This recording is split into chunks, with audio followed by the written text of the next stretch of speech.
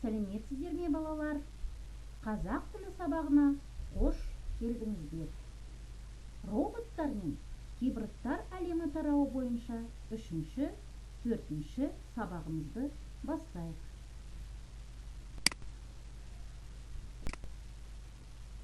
Бүгінгі сабағымыздың тақырыбы гуманоид роботтар туралы не білесіңіз? Сабақтың мақсаты мәтіннің негізгі мазмұнын түсіну, роботтардың шығу тарихы, олардың адам өміріндегі рөлін анықтау. Өткен сабақты еске түсірейік. Сұрақ-жауап арқылы. Бірінші қатарда сұрақтар берілген, екінші қатарда жауаптар. Жауаптарды дұрыс сәйкестендіру. Робот сөзі не мағына білдіреді? Роботтар неден жасалады? Роботтар неше бөліктен тұрады?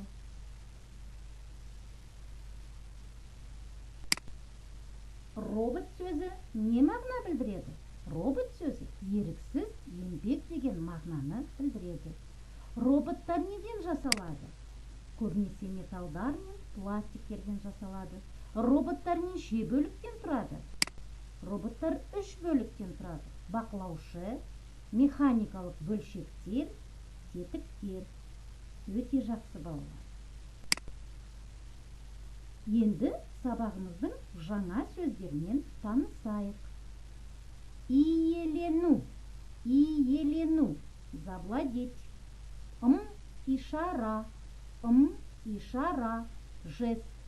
Жабдық, жабдық, оборудование. Балалар, қазір аудио мәтін тыңдаймыз. 3-4 сабақтар. 3 тапсырма. Вакамару деп аталатын адам тәрізді роботты Жапонияның Mitsubishi фирмасы жасап шығарған. Роботтың жабдықтары өте қымбат. Құны $14,000.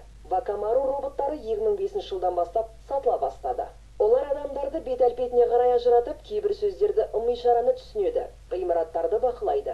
Альберт Хубо деп аталатын роботты оңтүстік кореялық ғалымдар құрастырған. Оның бет-әлпеті атақты физик Эйнштейнге ұқсайды. Honda компаниясы шығарған Асимо атты гуманоид роботтың бойы 130 см, салмағы 54 кг. Ол зымырандық қозғатқышы бар кішкене ғарышкерге ұқсайды. 2 аяғымен жүреді.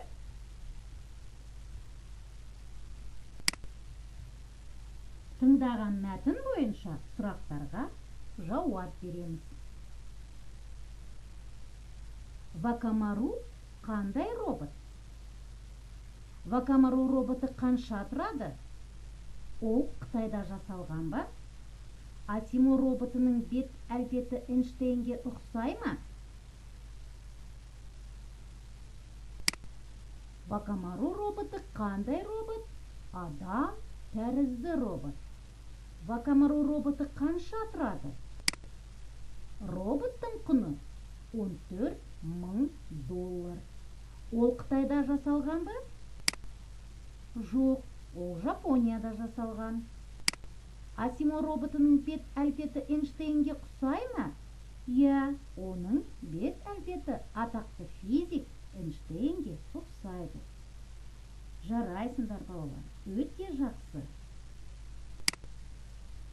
Келесі тапсырма оқылым, айтылым. Оқулықтағы 113-ші беттегі 5-ші тапсырма. Мәтін. Гуманоид роботтар дене бітімі адам денесіне негізделген роботтар. Олар андроид роботтар деп те аталады. Олар адамның физиологиялық, ақыл-ой ерекшеліктері жағынан әлде қайда жетілдірілген. Гуманоид роботтардың басы, 2 қолы, 2 аяғы мен кеудесі бар. Кейбір гуманоид роботтардың беті, көзі мен аузы да бар. Шеки роботы 1966-1972 жылдар аралығында жасанды ақыл-ой зертханасында жасалған. Шеки өз әрекеттерін тұжырымдай алатын алғашқы робот. Оның теледидар камерасы, қашықтық өлшеушісі, дыбыс беретін тетігі бар. Creosonic компаниясы шығарған сатылымға түскен 2 аяқты ойын-сауық роботы. Ол дауысты ажыратып, бет әлпетті тани алады. Олар ұнамды немесе ұнамсыз адамдарды есте сақтайды, сөйлей алады. Олар ақылды, қабілетті роботтар ретінде танылған. Балалар, біз осы мәтіннен гуманоид роботтар туралы оқыдық. Енді мәтіндегі ақпаратты пайдаланып, гуманоид роботтардың ерекшелігін диаграммаға түсіреміз. Гуманоид робот сөйлейді. Гуманоид робот ақылды, қабілетті, андроид роботтарға жатады.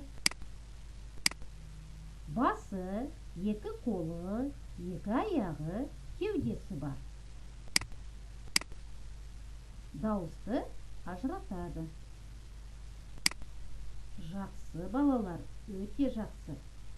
Бүгінгі сабағымызды бекітейік. Сендерге балалар, тест сұрақтары берілген. Мұқият оқып, жауап беріңдер.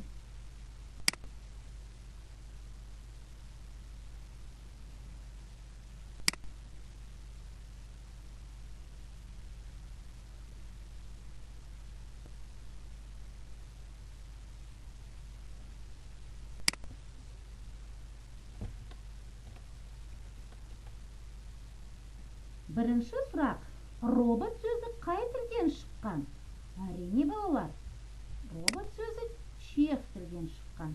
Роботтар неше бөліктен тұрады? Роботтар 3 бөліктен тұрады.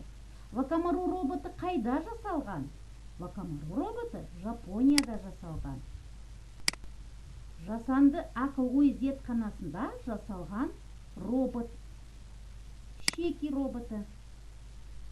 Ал көрейік. Өте жақсы балалар.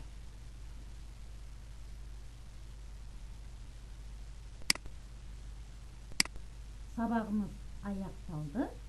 Сау болыңыздар.